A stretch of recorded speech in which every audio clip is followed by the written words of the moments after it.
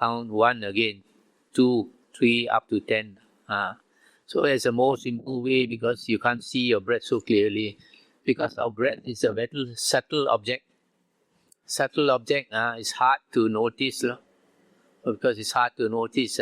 As long as you keep what we want to do is tie our attention to one object, not allow it to run. If you are able to do that for long, even though you can't tie it very strongly, you just keep it there slowly over a period of time. It gets stronger and stronger, your concentration. So when it gets stronger and stronger, these 5 jhana factors you have, vitaka, vichara, ekagata, piti and sukha. When you have these 5 factors and you feel the bliss and the delight, you start to experience jhana, the first jhana. But since our mind is not strong, normally when a person attains even that state, you fall out of that jhana very soon. So you have to keep practicing to prolong that jhana. If you can keep practicing, if your first jhana becomes stronger and stronger and stronger, then only you are ready to consider going into the second jhana. So I don't need to talk too much about that. So why is meditation so important? I just would like to mention one other thing is that piti and sukha, just now I mentioned, even though it's very blissful and very delightful, it is not strong perceptions. It is a subtle perception. What is strong is concentration, the ekagata. And the mind is strong, it becomes very obvious. But the piti and sukha is a very subtle feeling. It is very obvious, very distinct, but it is subtle. It is subtle, so it does not overwhelm your mind. You cannot be too attached to it because your concentration, your mind is strong. That's one thing. The other thing, why is this meditation so important? Because the spiritual path that we are practicing ends suffering. And the end of suffering or enlightenment is defined as asavakaya, destruction of the asavas. Destruction of the asavas is destruction of the tendency of the mind to flow, the tendency of consciousness to flow. Most of us, we like to think the world is outside there and I am inside this body. That's a wrong perception. Our 6 senses give us a wrong perception of the world. We see and we think the world is outside of our eyes. We hear and we think the sounds are outside of us, etc.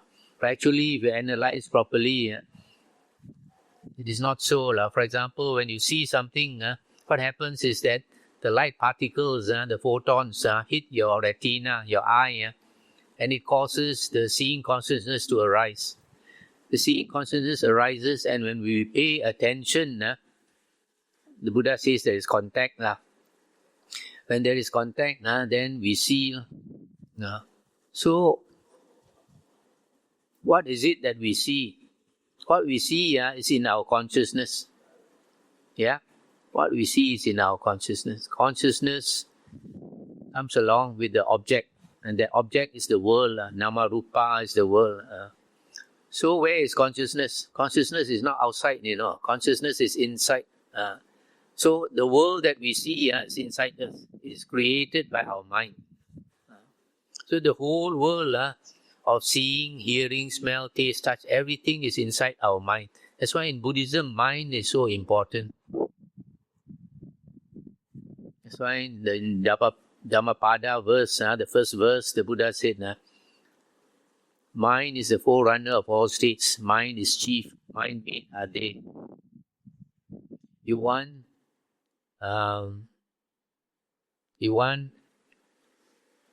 acts with a pure mind, happiness follows one, like the wheel follows the foot of the ox. If one acts with an impure mind, suffering follows us like a shadow that never leaves.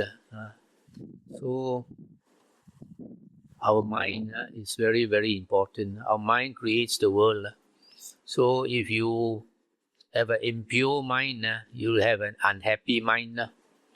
That's why people who suffer from depression, as happened nowadays, they don't understand the Dhamma, so they don't create enough blessings, so they hate themselves. That's how you get depression. If a person practices according to the Dhamma, what the Buddha teaches, you know how to act as a human being, then you have a lot of happiness inside of you. And that happiness also will bring you heavenly rebirth. So coming back to this asava, as long as consciousness flows, the world continues, and samsara, the round of rebirths, continues. So the aim of the holy life, the aim of the spiritual path, is to slowly reduce the tendency of the mind to flow. So when we meditate, when we practice the Buddha's meditation, samatha, we are focusing our attention on one object. And you pay attention on one object, and you are able to continue to pay attention on one object, the mind stops flowing. The mind stops flowing. So if you are able to teach samadhi, concentration of mind, for example, for 1 hour, your mind stops flowing for 1 hour. So if you can stop your mind for 2 hours, even better. And then if you can prolong that stopping of the flow of consciousness longer, then you have more and more control of your mind. Then there is hope that one day you can destroy the tendency of the mind to flow. So if a person meditates by other ways, does not have samadhi, does not have control over the mind, is not able to stop the flow of the asavas. There's some people, they think they are meditating. Actually, we have brought a book called Contemplation and Meditation. I'm trying to say the difference between contemplation and meditation. A lot of people sit down and they practice vipassana. They are thinking all the time. The flow never stops. That is not meditation. Meditation is to be able to cut your asava at least for some time, so that there is hope that one day you can cut it permanently. Yeah. So that's why a lot of people don't understand the difference between contemplation and meditation.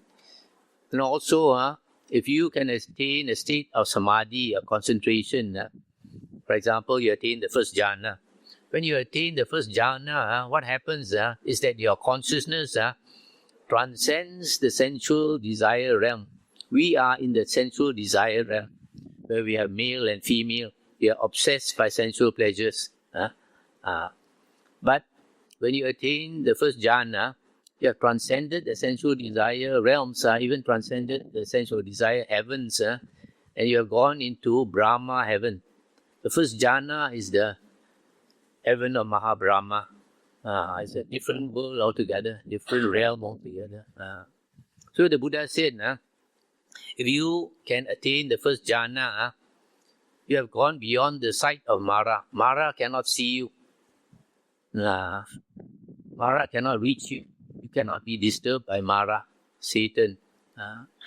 So you see how powerful the first jhana is. That's why the Buddha said, if a monk can attain the first jhana, even for one moment, as short as a finger snap, the Buddha said that is really a monk. And he deserves the food that is offered to him. And he listens to the teacher's word, that means the Buddha's words, the Buddha's instructions. So this is a purpose of meditation, to get a hold of our mind, to stop the uncontrolled flow of the mind. I think I'll stop here. Any questions? Morning update. I have a question. Normally I do my meditation sometime at 5 a.m. But normally it's 7 until to 8. But I counter one thing. When I was with the meditation. But I counter me after I concentration. There's a bright light rushing at me. It's up.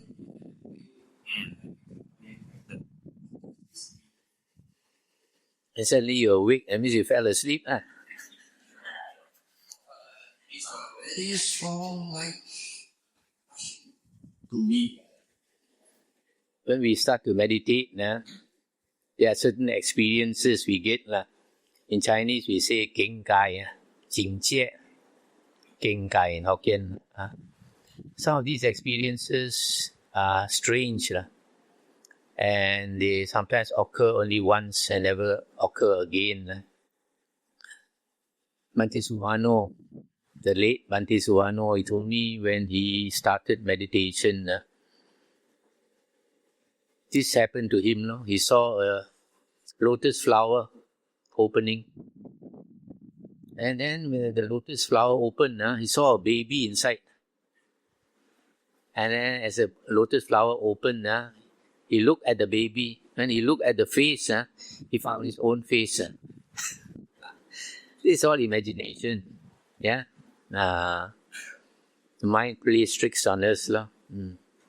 My experience was in the initial stage.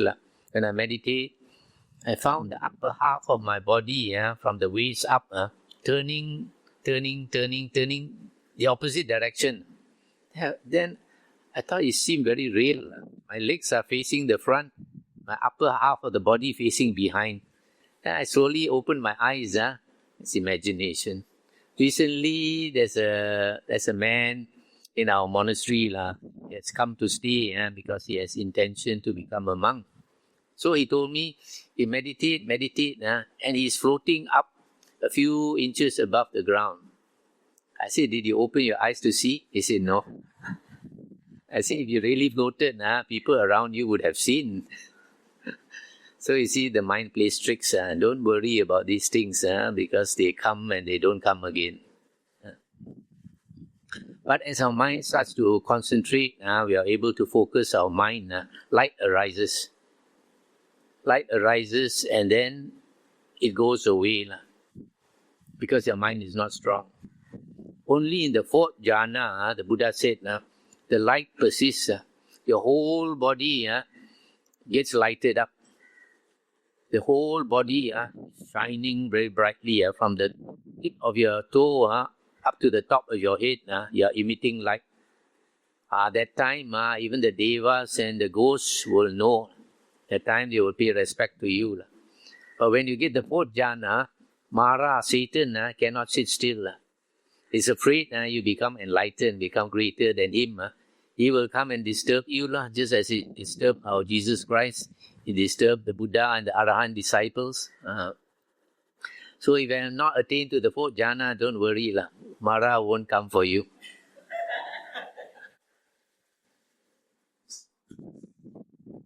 Speak louder. Speak louder.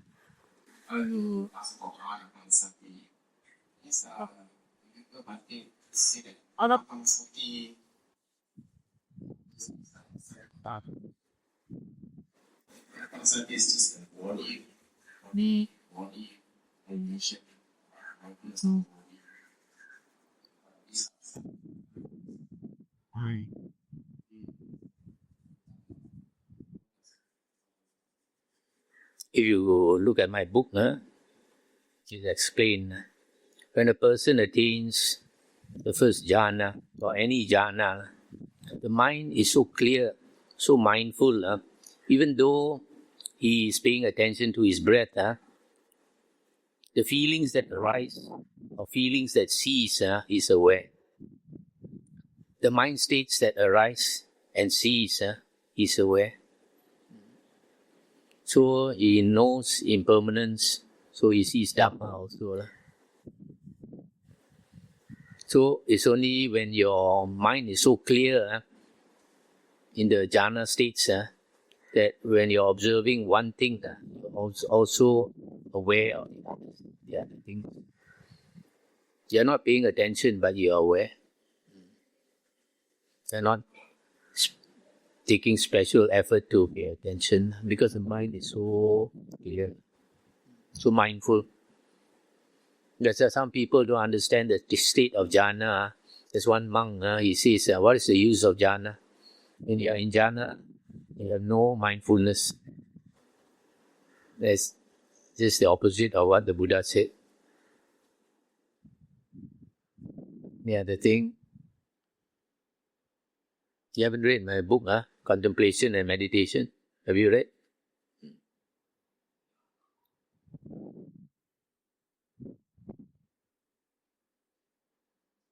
Any more questions, Mas Atik? Yeah. And it's just all videos, so if you're proud of the people. Before we go to our Sure, right? time of room. I think there's some meditators itu pun untuk enter jana video. And then say just be aware. So clockwise streams. These people who are teaching false Dhamma, these are people who are trying to destroy the Buddha's true teaching because they never study the Buddha's words. They are saying things that are the opposite to what the Buddha is saying. Don't listen to all this. Listen to the Buddha. The Buddha said, when the Buddha was about to enter Parinibbana, Ananda asked him, Bhagava, after you have gone, whom should we follow as our teacher? And the Buddha said, after I am gone, take the Dhamma Vinaya that I have taught to be your teacher and your guide. So our real teacher is our Buddha Gautama, 本色释迦牟尼佛. And also in Anguttara Nikaya 4.180, the Buddha said, if any monk says that the Buddha taught like this and the Buddha taught like that, don't accept, don't reject. Compare it with the suttas and the Vinaya. Only if it follows the sutta and Vinaya, you can accept it as the words of the Buddha. In fact, Buddha said, if you don't listen to his words in the suttas and attain stream entry, you're not a Buddhist. You're an external sect follower, Bahiro, the Buddha called. So a lot of people think they are Buddhists. They're not Buddhists at all. Some of them are trying to destroy the Dhamma, teaching false teachings.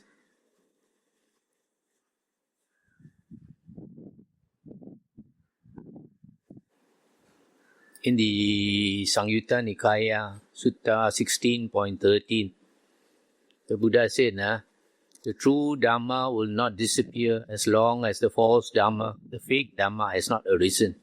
Or when the fake Dhamma has arisen, then the true Dhamma will slowly disappear. And the Buddha said, when the fake Dhamma arises, it will be very difficult for people to distinguish between the real and the true, the real and the fake Dhamma. Just like the Buddha gave a simile. The Buddha said, when fake gold arises, people will find it very difficult to distinguish between real gold and fake gold. So that is what is happening now. People are not quoting what the Buddha said. They are quoting what their teacher said. Who is their teacher? Probably not even a Sotapanna. If they don't study the suttas, they cannot be a Sotapanna. Cannot be an Arya at all. Because the condition to become an Arya is to get right view. And right view only comes from two conditions. The voice of another teaching you the true Dhamma. And the second condition is focused attention. So it's very clear, if somebody is not familiar with the early suttas of the Buddha, cannot be an Arya. Even if they attain psychic powers and have great samadhi, nowadays you find some people with good samadhi, and they think they are arahant.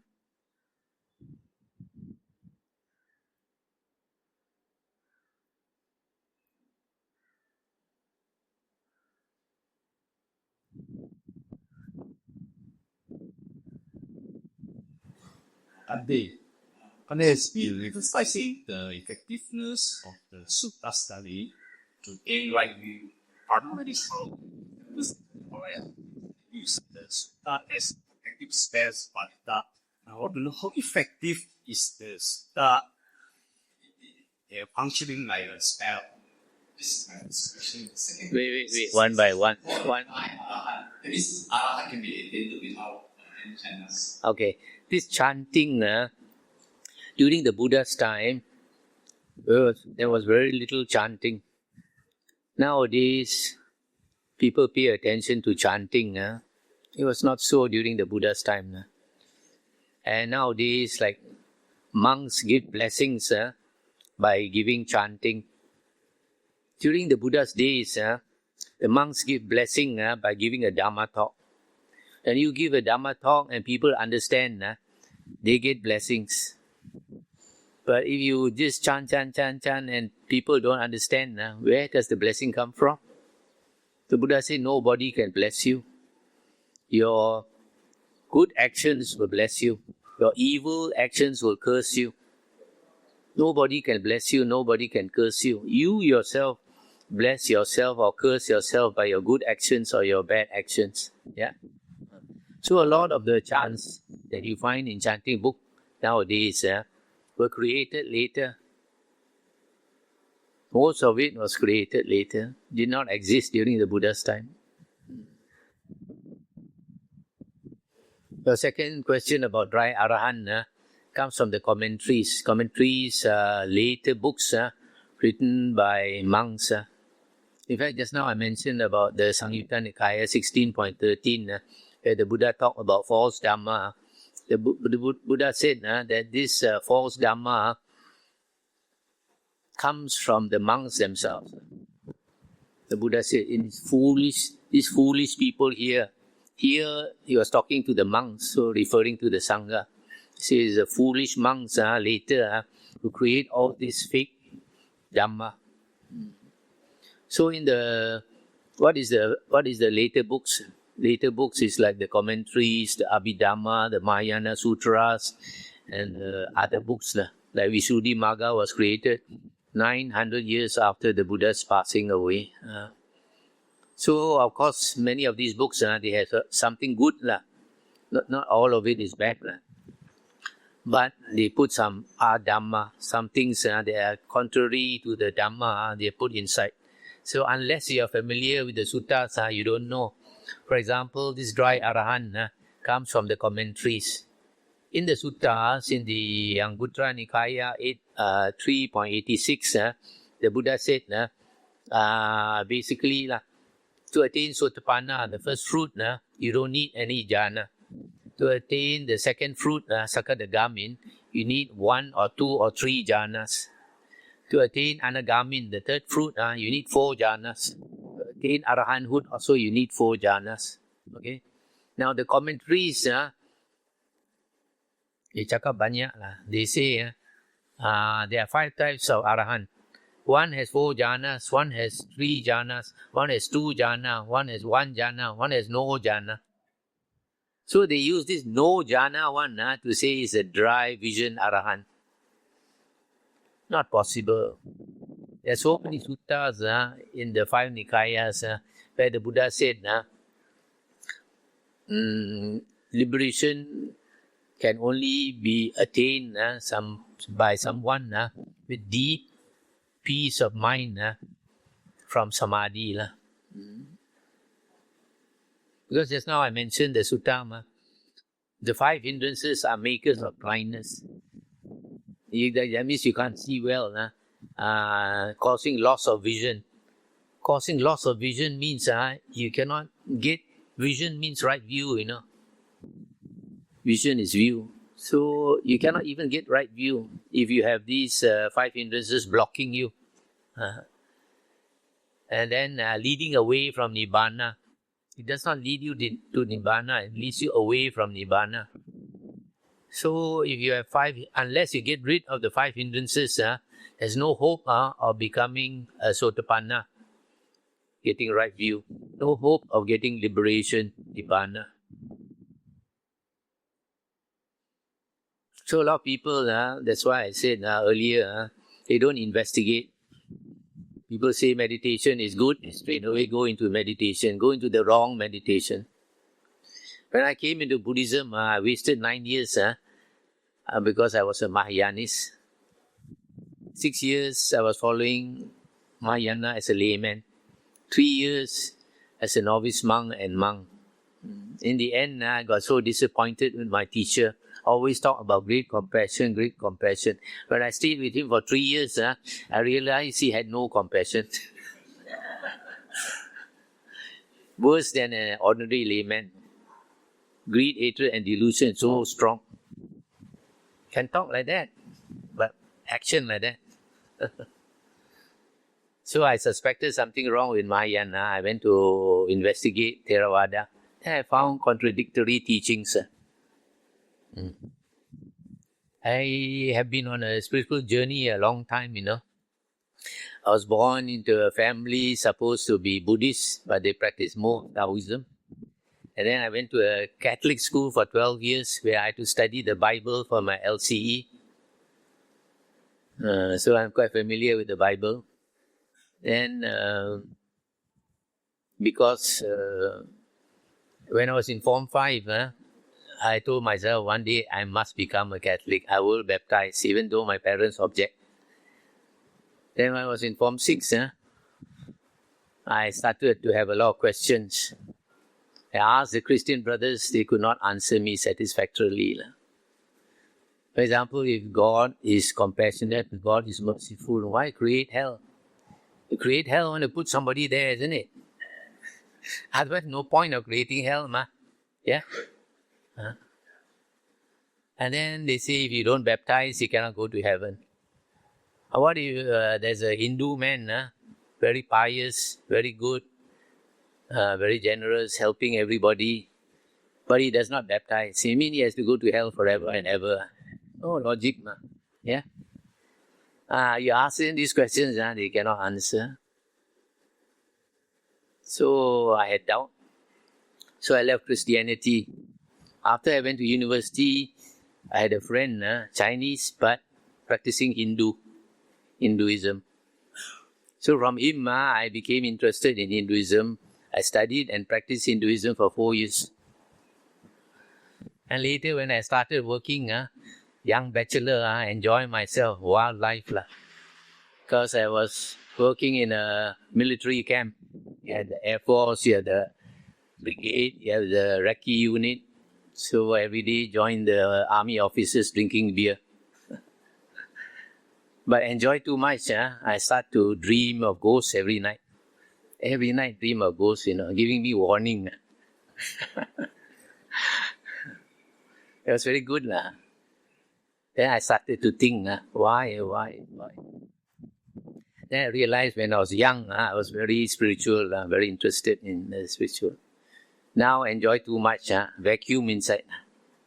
Spiritual vacuum. So I went back to study the Bible. Then because I was good to my workers, one of my staff, Malay man, gave me a Quran. English translation of the Quran. Studied the Quran. Then I studied the Sikhism. I studied Baha'i. Every religion I studied. Then only came to Buddhism. When I came to Buddhism, I found, wow, very deep. Cannot understand. Start reading, cannot understand. But I kept reading. I found because it's different from other religions. Don't ask you to believe in God. It's a DIY religion. So from there, as I studied more, slowly the jigsaw puzzles start to come together. Slowly you see the overall picture. Then the idea came, I want to become a monk. So after I came into Buddhism, also went into the wrong sect for 9 years. Became disappointed. and then came to Theravada. After coming to Theravada also, I found wrong teachings. So because I been cheated, I start to write very straightforward, criticize. Initially, I criticized Mahayana. Later, I criticized Vipassana, make a lot of enemies. But at the same time, make enemies also help a lot of people. A lot of people. So we must investigate. You hear dry vision, Arahant, you must find out where does this idea come from. Okay, any more?